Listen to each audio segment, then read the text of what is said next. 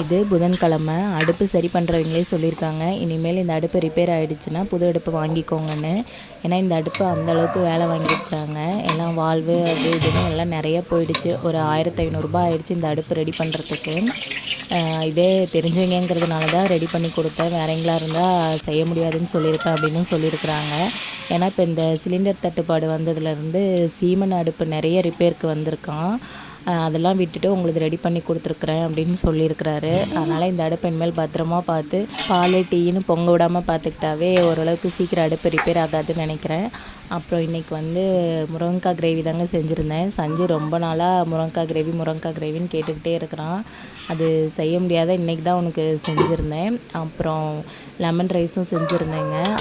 சஞ்சய்க்கு வந்து ஒயிட் ரைஸும் முருங்கைக்காய் கிரேவியும் கொண்டு போனான். ஸ்ரீக்கு வந்து முருங்கைக்காய் கிரேவி வேணான்ட்டான். அதனால் ஸ்ரீக்கு லெமன் ரைஸுங்க. இப்படி ஆளுக்கு ஒன்று செய்ய வேண்டியதாக இருக்குது. இந்த 2 டிஷ்ஷையும் மேட்ச் பண்ணி நாங்கள் சாப்பிட்டாச்சுங்க. லெமன் ரைஸ்க்கு முருங்கைக்காய் கிரேவியோடு வச்சு சாப்பிட்றப்ப டேஸ்ட் நல்லா தாங்க இருந்துச்சு.